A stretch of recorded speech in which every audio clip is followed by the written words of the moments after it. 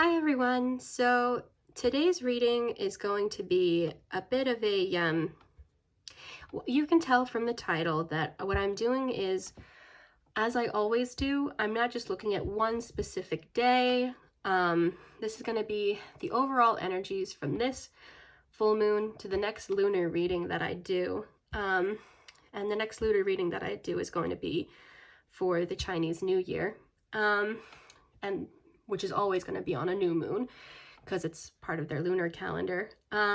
So as you can tell from the title, I'm calling this one Full Moon in Cancer.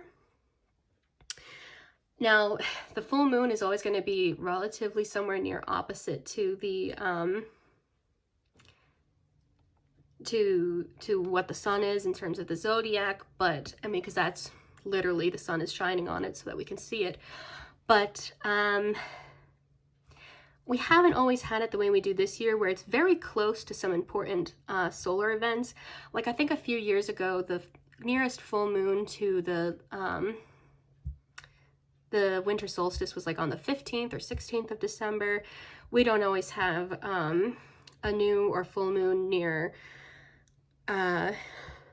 Samhain, the beginning of November. It sometimes falls in the middle of the month.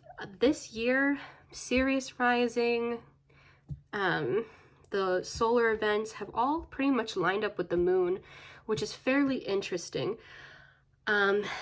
So the reason why I'm picking Cancer for this, even though, you know, today the sun will be in Sagittarius, we're coming up very close on that winter solstice, which is the beginning of Capricorn.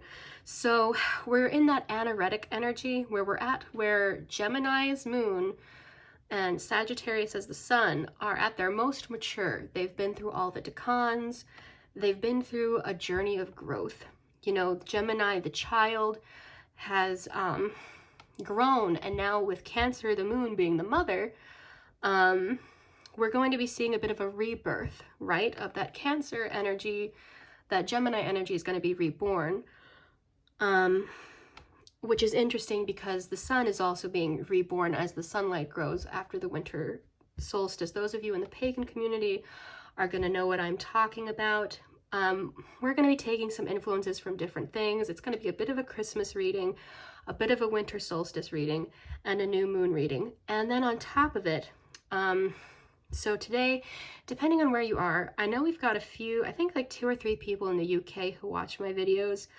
For you, it's already going to be tomorrow by the time I'm making this. So you're not getting any of the Gemini energy of the full moon. You're getting full-on Cancer for the whole thing. Because technically the full moon is 100% full at you know, 11:30 at night. Everybody's going to be asleep in the UK or waking up very early, maybe if you wake up at 4 or 5, I think it is over there in the morning. For most of you, when you get up and your day starts, you're going to be feeling Cancer energy. That doesn't mean that the Gemini energy isn't still relevant. Like a lot of people will count the day that a planet goes stationary as like, oh, this is the crux of the energy. And there's a lot of truth to that. I've posted on the Discord some sources of some astrologers and readers who were going with that approach because I think it's valid too.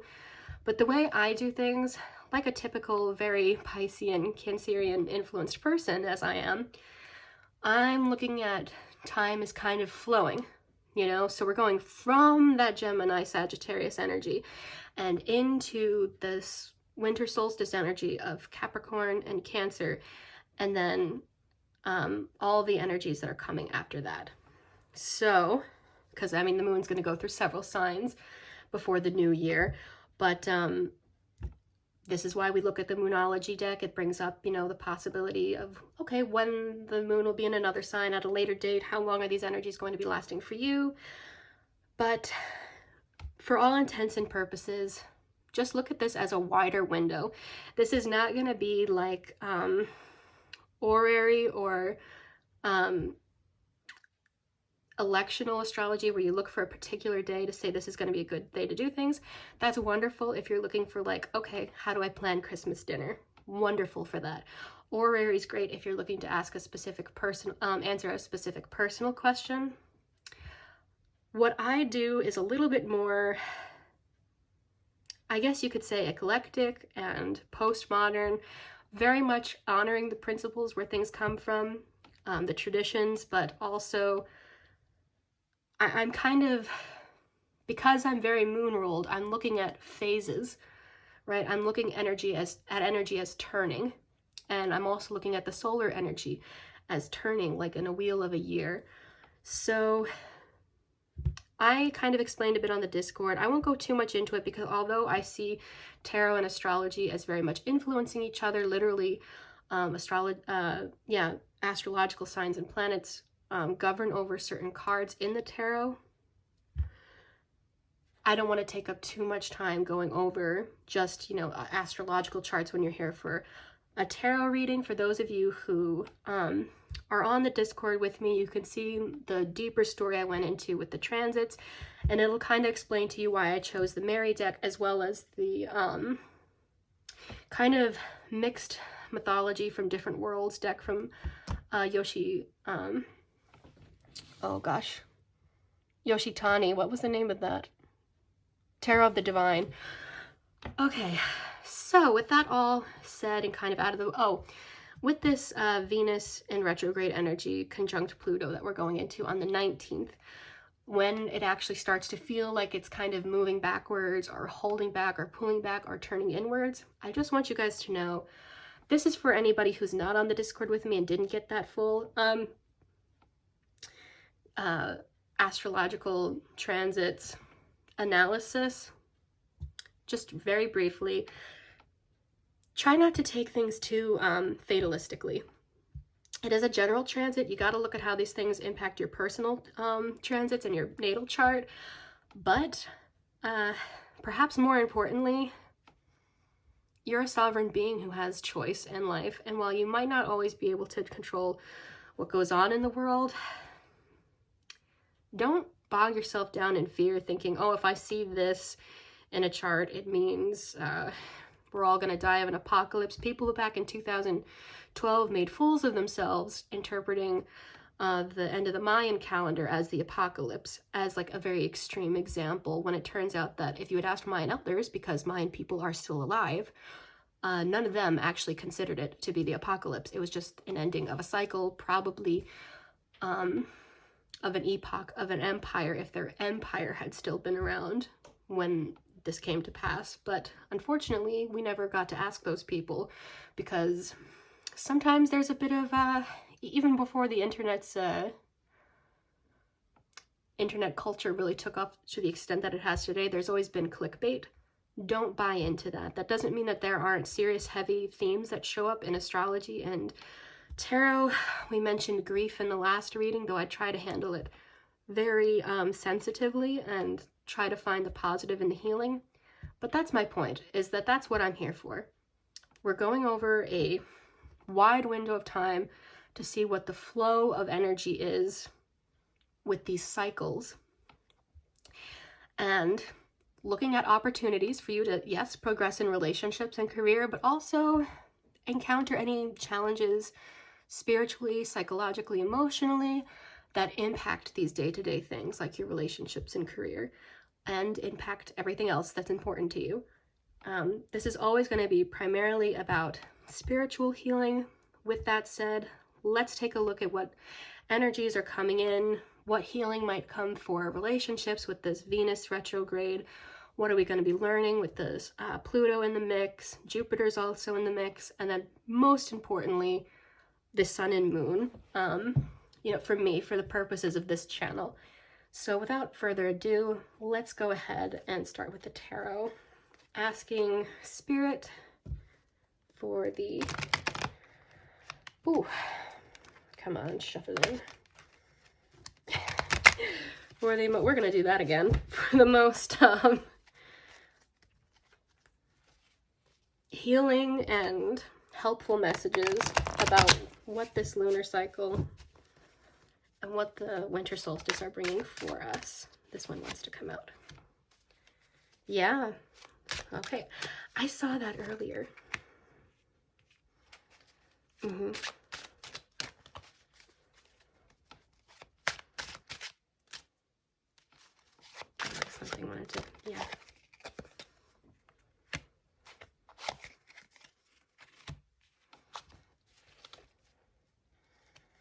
Okay, I like that. While I was shuffling these earlier, I saw Scheherazade, like, that's the woman who narrates the 1001 Nights in Arabian culture, in that epic tale. So that might be significant to somebody. It's not showing up for the collective energy. Wait, hold on a second. What's poking out here? The sun. Okay. Yeah, that makes sense. So the sun was put. I shoved it back in. Oh my gosh, they're right next to each other.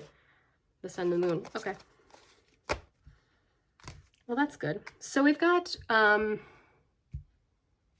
Four of Swords, Four of Cups, a lot of fours, which can be about stability or instability, the duality of those things. Then Temperance and Page of Swords, but then ultimately Six of Wands, and then Six of Cups, which is like success. And right, so reunion. That's going to be a theme for some people during Venus retrograde is, you know, it's a coming back energy that can sometimes be revisiting themes that are difficult. We'll get into that because that is coming up too. But it can also be really sweet, like maybe family, friends, a loved one, a partner if you're in a long distance relationship, or you have like maybe you're a military spouse and your partner's abroad, that sort of thing.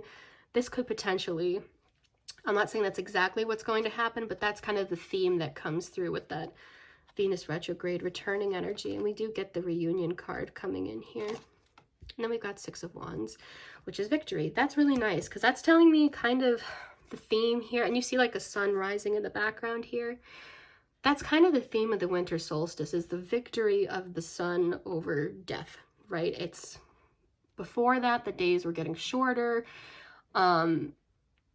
The winter solstice is the longest night of the year, and then the daylight starts to grow again. You get more daylight hours the next day. The sun ultimately has its victory and starts to regain its strength. So we are getting that theme coming up here. We're also getting Four of Swords. If I remember correctly, I know that there are different mythologies around the world that have like a similar theme, but I think that this is Fenrir from Norse mythology. And that is ultimately a story of betrayal. So in the past position here, we have betrayal. Tyr, the god of basically justice and truth, who never tells a lie, was very good friends with Fenrir, but the gods got scared because Fenrir was a big wolf who kept growing bigger, and he was eating all sorts of animals out in the woods, and they just were scared of him. They were like, oh, we've got to do something. We've got to lock this wolf up. And so, long story short, Tyr manages to convince this big wolf to kind of test if he can break out of these chains. As like a test of strength, like a brawn, like a almost like a sporty competition type of thing, but it's, you know, a bit rough, gritty, to see if he can like break out of these chains. And at some point the wolf goes, I don't know, I think I'm being had. You stick your hand in my mouth, and if you're lying to me and I can't get out of these chains, I'm gonna bite your hand off. That was ultimately the story. He did bite Tyr's hand off. That's why he has only one hand, and the wolf remains bound. That's the story that this reminds me of anyway. I'm seeing in the past position here that some people feel kind of held back because of fears based on their experiences of betrayal. Maybe they felt misunderstood. And then so here we have somebody kind of looking at their own riches, the life that they have, you know, what they, and maybe you're not, whatever that means for you, whatever kind of abundance you've created for yourself. Maybe you just really like this little apartment that you've got for yourself. And you're like, I'm living a great life. I don't need anybody. But maybe there's like a bit of loneliness. We see all cards of one person here until we get victory. And then underneath that is the Six of Cups. And then the Two of Coins showing a family. And there we go. Scheherazade right underneath. I knew she was coming up. So, and then that's interesting because the story of Scheherazade was the king was so bitter that he was betrayed by a wife of his that he resolved to marry a new virgin every day and then slaughter her by the end of the day so that she couldn't betray him. And then eventually all the noble women in the kingdom had almost died until Scheherazade said, you know what, I volunteer, I'll go talk to him. But instead of having him kill me, I'm going to tell him a beautiful story every night from, you know, Arabic mythology, their history of their land, and all of that stuff that she had completely memorized. And then every night he'd let her live one more day because he wants to know how the story progresses or what the next story is. And for 1001 nights, she tells 1001 stories. And at the end of this, he decides to marry her and not end up killing her. They just have a happy life afterwards. There's almost an analogy here that storytelling, you kind of project yourself into these characters. They touch your heart. And it can be a bit healing to like relate to somebody else in a story, feel like you're not the only one going through something difficult. So I'm seeing for Venus retrograde here, it's interesting because I asked specifically about the moon and the winter solstice, but we still got Venus retrograde energies coming into this anyways. And Venus is very close to the sun, so that's, you know, fair enough. I'm seeing that somebody is overcoming, healing from being betrayed in the past. I think a lot of people are. Betrayal is unfortunately way more common than it should be. And so we have this, I think this was called the Nightingale or something like that was the name of this story. This person was kind of luxuriating what they had in front of them, but it wasn't completely fulfilling all by itself and kind of kept ignoring the offer of the nightingale. And eventually later in the story, you know, it comes to pass that even though all these things looked better at first and the nightingale seemed to offer a very humble cup, you know, for the card here, but offers a very humble gift, that it turned out what the nightingale offered was more valuable because it was something honest, something sincere, something truly kind and heartfelt. And yeah, I think this card is more of a warning to go within and heal. Really have that temperance, balance your mind with your emotions. This is Avalokitesvara, which I think is also Kuan Yin. Basically, it's the male counterpart of Kuan Yin. That's all about having self-compassion and having compassion for others, seeing that ego drives people to do things that are selfish, and a lot of times it's not even deliberate, but it's just, you know, you don't have to allow them to walk all over you anymore in life. You don't necessarily even have to forgive them in terms of offering them reconciliation, but if you're able to understand, you know how Christ around Easter time, when he's being crucified, says, you know, forgive them, Father, for they know not what they do. It's kind of one of those situations is what I'm kind of feeling coming off of this card. It's the grace and peace that you get from saying, you know what, these people were blind. They were not being led by their heart and by their spirit. I'm going to be led by mine and not let them make me a bitter person. I'm not going to let them win by letting them make me turn into somebody like them. I'm going to have my victory and a return of my innocence. That's like childhood innocence is another way that you could look at this card, not just reunion. And then right under that we have children too. So there's like a lot of childhood innocence coming through there. I think it is. It's like a returning of your true self before the world got its hands on you kind of thing. And that's kind of what I'm seeing with this Page of Swords here. Usually the Page of Swords, and oh my gosh, we have like, she's got the little bird in her hand there. You see that? It's like, usually, you know, Page of Swords is about communication, thinking, watching, these mental qualities of the swords. But I think in this case, I feel, again, like a victorious sense. She looks quite happy. Like she's overcome something. We see like a river of gold here. It's just overjoyed. There's an element of water in this very windy area. And there's like, you know, these trees, this earthiness coming in. And coming right after Temperance, it's interesting because I get a sense of balance here. She's got some red, and you can see some like red colors in the castle in the background. That's usually like very fire, wands imagery. Yeah, I'm seeing that she's somebody who's become balanced in herself, and I would see that this on standalone would be like the birds, like a messenger telling her things, but I think in this case, it's somebody has finally understood what's valuable to them by getting right with their mind and starting over, you know, letting themselves have a fresh start in life. That's really beautiful. I'm going to take from the Thoth deck. I haven't used this in quite a while.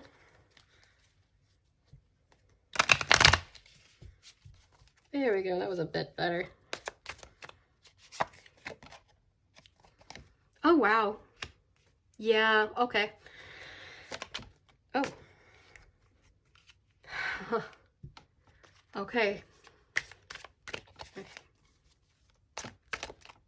That one almost wanted to come out, but yeah. Okay, that's interesting because we have the same card come twice, but it has a slightly different meaning in the Thoth. Okay, that's nice. And we have fortune on the back. Yeah, I'm seeing like a change, right? Things are changing for quite a lot of people. A new cycle is starting. That Pluto touching Venus energy is coming in there. And we also have the 10, so the 10 twice. So it's like giving this a chance again. You know, fortune is also chance. So, yeah. I don't want to make this strictly a love reading because I have like a bunch of people who watch these who maybe aren't necessarily looking at it for a love purpose. They wanted to talk about spirituality. Almost everybody's tried a relationship though. So even if you're somebody who's completely happy on your own, Venus retrograde is a time to heal. It's a time to heal about concepts of abundance and finances as well, because Venus does rule those things to some extent. But I would say for most people, it's going to be pretty much about relationships of some kind or another. I'm seeing that the betrayal in this case, you know, Fenrir and Tyr were friends, but Ten of Cups usually shows a couple with children. It's romance usually, or family at the very least. This is definitely clarifying that it was about some kind of romantic betrayal. They really wanted this, people who may be looking at this right now, really wanted that sense of satisfaction and completion, happiness from, you know, saying, I can do it, but maybe it was for slightly the wrong reasons. There was like attracting somebody who couldn't be trusted because you were looking outside of yourself to prove that you were good enough to be in a relationship. And then you ended up picking somebody who wasn't worthy of you because you didn't think you were worthy of better on some subconscious level. That doesn't excuse anything awful that somebody's done to you at all. You know, that's still their responsibility. But there's always some level of subconscious, like, why would I let somebody like that into my life? And listen, I'm not judging anybody. I've been there myself.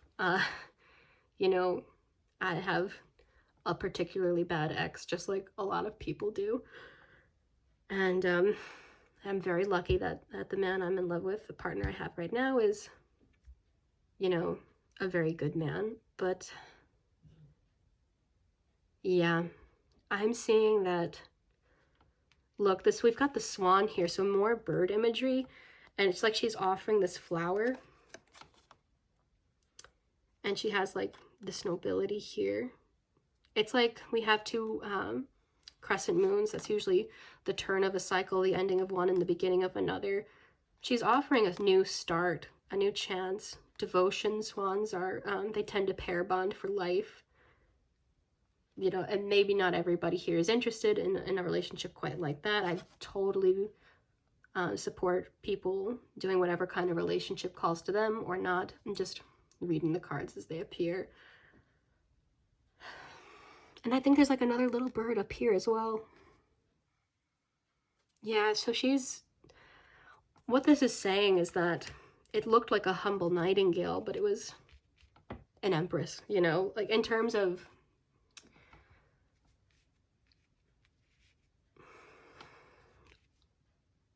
archetypally and metaphorically the value that they have. Of course, people who aren't born into royalty are valuable too. It's just talking about like, you know, when you see somebody who does something great and you say, yes, queen, like that, you know, it's very much just saying that this offer was worth a lot more than what somebody thought it was. And maybe there's some regret. And upon deeper reflection, you're realizing the worth of that cup. This is the Four of Cups twice, but in this deck, it doesn't show somebody turning away a cup. It shows all four cups kind of overflowing together. The cups that the person already had and the one that was offered, working in tandem. And seeing that it's this abundance, luxury was what it's called, but it's like saying, yeah, there's that this was a good cup after all, that there would be an overflow of joy and happiness here. And then we have the Page of Swords and the Princess of Cups. These are two pages basically. So not just starting over mentally, but also starting over in terms of emotions, having an emotional new beginning. And we have a turtle here, a fish and a swan. So again, we're having like a turtle is kind of earth energy. And so that's interesting to me. We're having this balance showing up here as well. I think, yeah, upon balancing some of the emotions and thought patterns by going in and accessing this temperance energy, that a lot of people are starting to see that whether or not it's somebody who offered you something in the past or going forward in the future, you're seeing that you can have joy in your life regardless of what's happened in the past, is what I'm seeing is coming through here.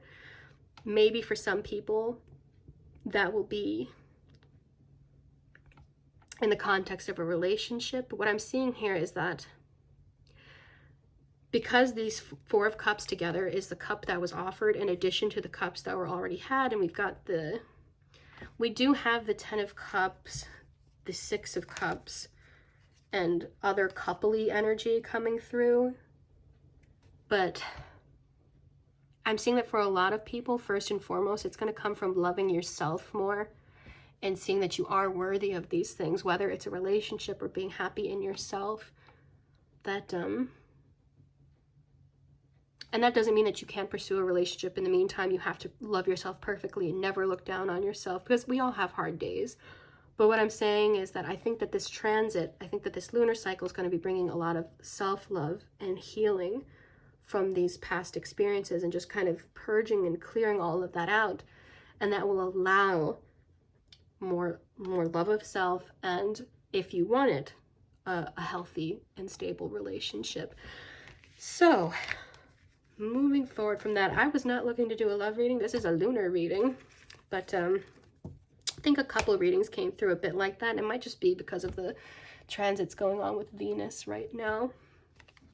I'm going to do, right, this is the Mother Mary Oracle deck from Tony Carmine Salerno. I kind of explained how Venus and Capricorn and some of the other energies that were going on kind of reminded me of the nativity story, and it works out that, yeah, that we're, yeah,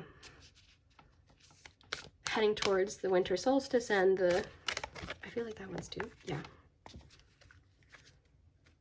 Our Lady of the Resurrection. Yeah. And we're seeing a rebirth of the sun, or a resurrection of the sun, however you want to kind of look at it.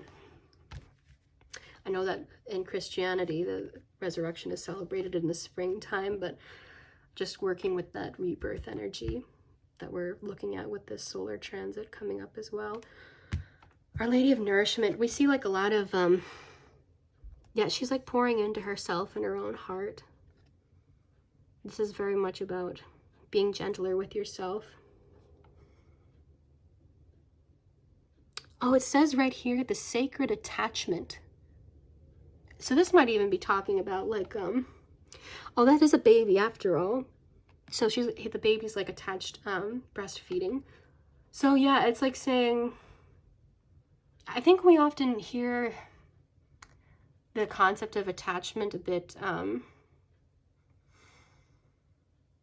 like you want to be detached, you don't want to, your attachment style, things like that. It almost kind of gives the idea that somebody who wants to be attached a hard time, you have to be completely fine all by yourself. And this is saying that if there's like obviously if somebody's not actually a child, you don't want to have like a imbalanced situation where one person is wholly dependent on the other, unless they are literally a baby. But I think what we're seeing, I'm personally, because of the surrounding cards, you know, ripening on the vine, resurrection, truth, I'm seeing this as like going within and healing the inner child, and having that like mother-like compassion, that unconditional love that, you know, many, if not most mothers have. And if you were not able to get that from yours, I understand. It can feel very rough when you feel very criticized or abandoned, but this is like saying, you know, reparent yourself, give yourself that loving and nurturing, because you deserve it. And by giving it to yourself, you convince yourself that you do deserve it. And that's when you open the door for the right person to come in who wants to give that to you too. That unconditional love, instead of getting half-assed, pardon my French, love from somebody who doesn't really understand what love is. Our Lady of Truth. Again, I'm seeing like and we've got like the Sacred Heart here, like a reiteration of that Four of Cups with the Empress that we saw in the tarot portion of this. This is very much being able to discern what is a sincere offer and what isn't, what is a sincere connection and what isn't, learning to trust what is good, you know, by regulating your nervous system and getting clear on these things, and being able to discern what isn't. I think that this is saying that for a lot of you, I'm actually really glad that a lot of positive cards have come out in this reading, because it had the potential to just be pure difficulty, but I'm seeing a lot of healing, and I did see that in the transits as well, that there was a big potential for that with Jupiter and Ceres and other things that were going on. I think a lot of you are going to be coming to understand your own truth and showing up sincerely in your relationships, or if not in the romantic context, at least in your day-to-day life with friends, coworkers, family, regardless of what they think and how they're going to react. And I think you're going to be able to see who is being truthful with you. And Our Lady of Ripening on the Vine, I see, and we've got that bird again.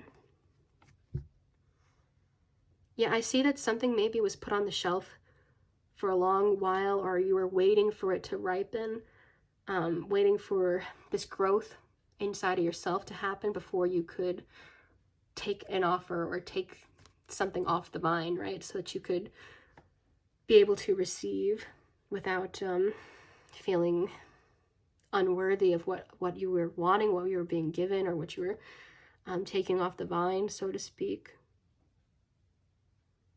And I'm seeing yourself through the eyes of those who love you unconditionally, really being able to see yourself in that loving way. And we've got the Yule deck by oh my goodness, I'm actually gonna, oh wow, I opened up to that. I'm gonna take it. We got the cardinal as well, opening up on the other side. And another bird. So I'm going to do that one more time. Light coming in, right? The rebirth of the light. Sometimes I open up to cards that work better when work just as good as what I'm pulling. But I feel like ornaments. A remembrance of what once was and with what will be, a fragile beauty beaming upon you. Gonna, yeah. Family, yeah. Your love is present in the presence of yourself. A comforting veil that warms the heart and hugs the soul. Yeah, so loving yourself. And it opens that door for that love with other people. Number 38.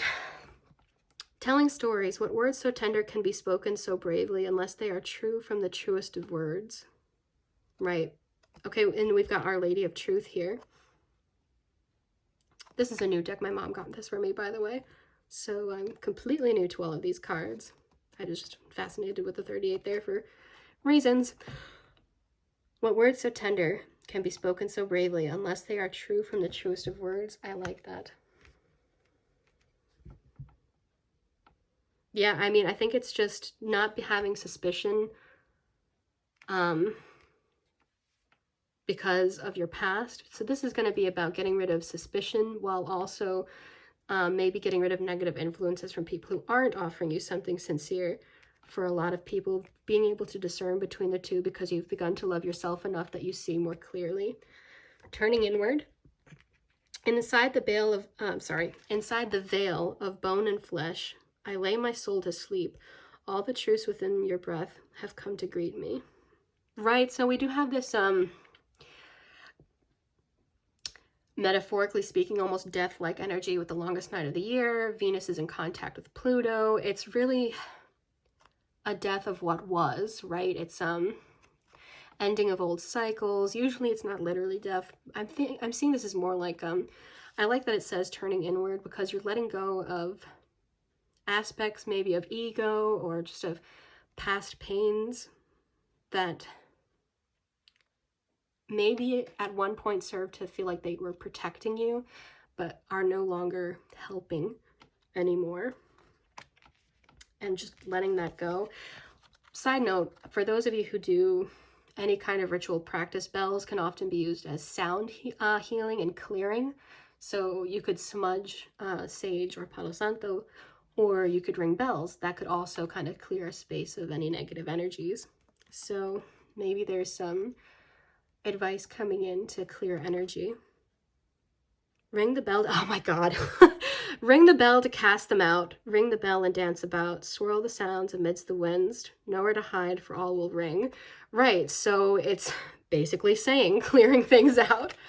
So that was right on point. I wasn't expecting that because I think of, actually, you know what? It does fit because I usually think of like the stag or the deer as like a symbol of protection, ancestral protection and lineage. I think this is maybe specifically a message from ancestors saying, clear your space of any negative energy by clearing it either through some kind of ritual practice. If that's not your cup of tea, you might pray or whatever it is you do to get negative gunk out of your life, meditate, what have you. And then we're going to do the Sami cards, and then we're going to end things off with the Moon Oracle.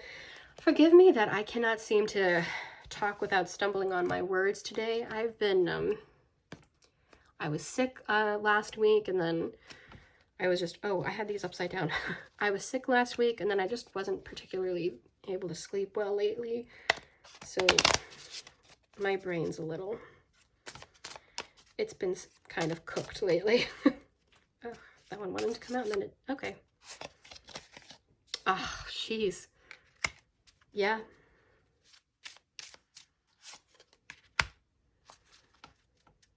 Okay.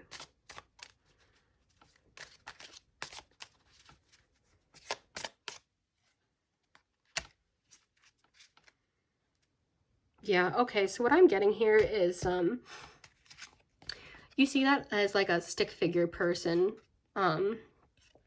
underneath like a solar wheel, a tree, a tent, and then there's like the horizon, the ground, and he's like upside down, or she or they are upside down on the other side. This is traveling through the underworld. This is very much Venus conjunct Pluto coming through. I'm going to talk a bit more about the moon and the sun with the Moonology deck, I think, hopefully.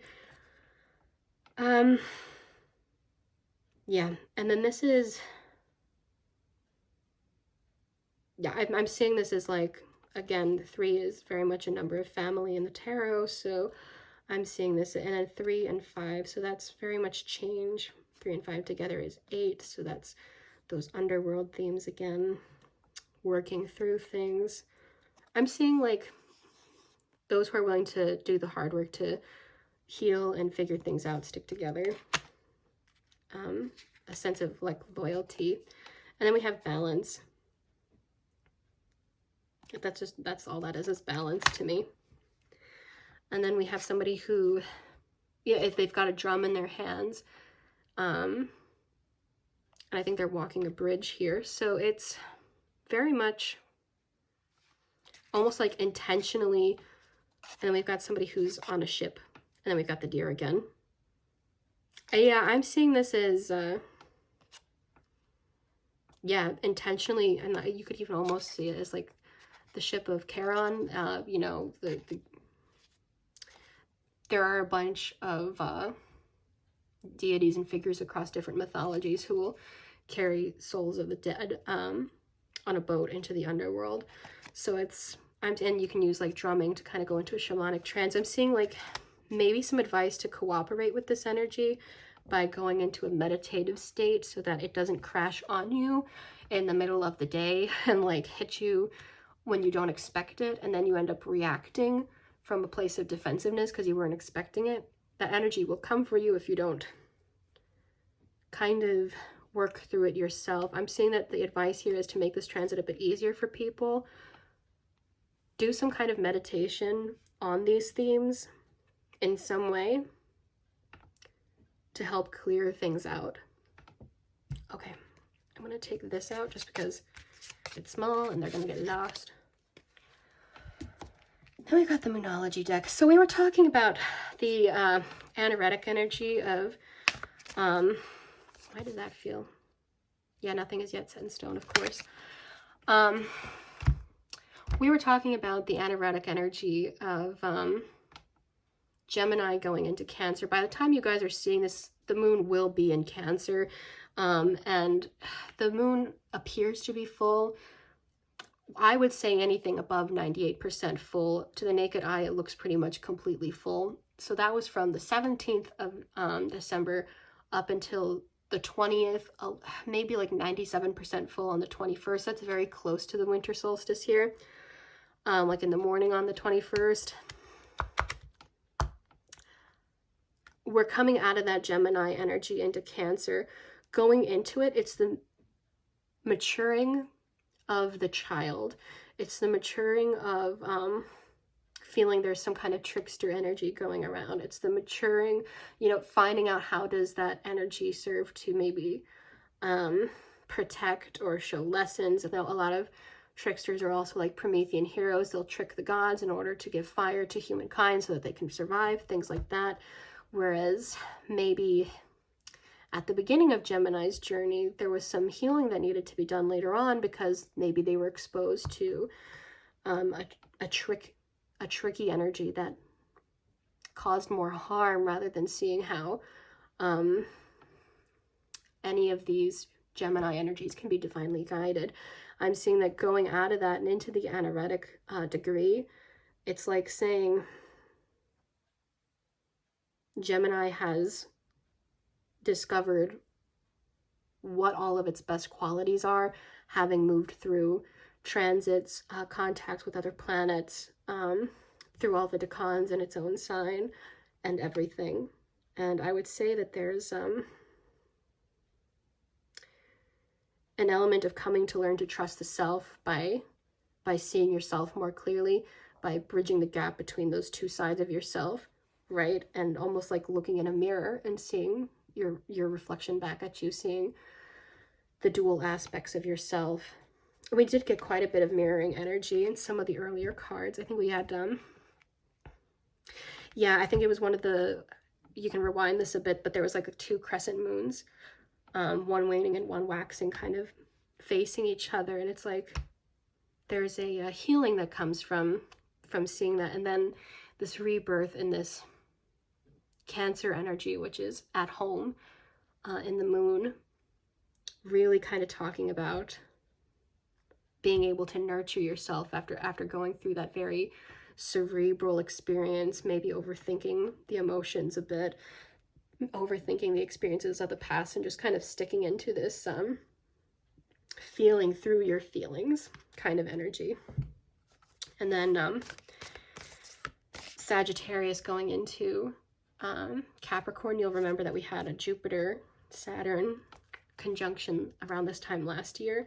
So having this sun opposite moon happening at the time when the winter solstice is coming up is kind of, and then with Jupiter in a trine with the moon, it gives this kind of reactivates on a subtle level some of that energy of like your fortune and joy comes through overcoming your hardships, so to speak, and by sticking to it, by being devoted to your real path. So without further ado, a new start is coming, new moon, right? So we're on the full moon. Be bold and make the first move. Okay. But yeah, this is very much because of the solar energy coming through. Prosperity lies ahead, new moon in Taurus. Very first video I did for this channel, this card came up. And I always remember that because all of the lunar readings I've scheduled since then, the next new moon in Taurus is the last one that I have officially scheduled. That doesn't mean I won't do more afterwards, but it's the one that's on my official schedule. So, and like I always say, get out your calendars and see what some of these things mean for you. Bring love into the situation, new moon in Aquarius. I know I usually only do 3, but I feel like doing more for some reason. This is probably going to be a very long video, but there's a lot going on. So your hard work is paying off, new moon in Capricorn. That's what I was talking about in cardinal moon. Cancer tomorrow will be a cardinal moon. New moon in Libra, that's also a cardinal moon. So we've got like mostly new moon. Okay, here we go. Ha ha ha ha, that's the back of the deck. A personal issue reaches resolution. Yeah, full moon in Cancer. For a minute there, I thought we weren't going to get it. Any full moons, but that's interesting. Yeah, so, and then the next reading that we'll do will be a new moon. So this is basically saying they're going through this. You're going through this, and we just got a new moon eclipse. The last reading we did was this. Believe in the impossible, new blue moon. We did have some blue moons. A personal issue reaches resolution. I think, yeah, this revisiting energy going on with Venus, that's definitely true. And also having full moon in Cancer, it's like the moon feels like it's come full cycle, right? And then we just got a new start is coming, a new romantic cycle begins. Your hard work is paying off. Prosperity lies ahead. Bring love into the situation. Be bold and make the first move. That is beyond a crescent. It's like been waxing for some time now, moon. But it's, so this is going to be probably, I think, towards the middle of this period of time from now until the next video I do, the new moon on the Chinese New Year. I think,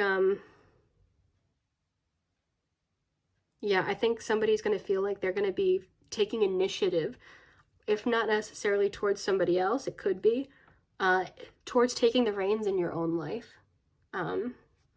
People feel like, and for those of you who are here for a career reading, we do, or maybe not necessarily, these are lunar readings, they're not about one topic in life solely, but for those of you who are maybe a little bit more focused on career, I suppose I should say, then romance at this time, your hard work is paying off, prosperity lies ahead. If you're like revisiting maybe financial patterns, things like that could come up with Venus, maybe you're changing like, oh, this mindset of I can't have this good life for myself, I can't do this, that, or the other thing because, oh, every time I've tried in the past, my boss didn't appreciate me, or this other thing happened. And I think we're getting some healing for people on that front as well. Like I said, I think for most people, it's going to be about relationships. You know, work relationships are relationships too, just of a very different kind. And I think that a lot of the change with that is going to come from valuing yourself so much more, that you're networking in your relationships with either, coworkers or customers, or however it goes for you, will improve because of that. But for everybody else, that might be true for you too, but I'm saying maybe you've been working hard on yourself, and that, prosperity could be reference to like, an abundance of joyful experiences going forward. I think that'll be the end of this reading, because I've been going on for quite some time now, but I'm seeing a lot of restarting energy, and that makes a lot of sense with Pluto and the winter solstice coming up. So that sounds good to me. I'm really happy that this was a very positive reading. I'm wishing you guys the best of luck with everything you've got going on and that you're doing, and happy holidays.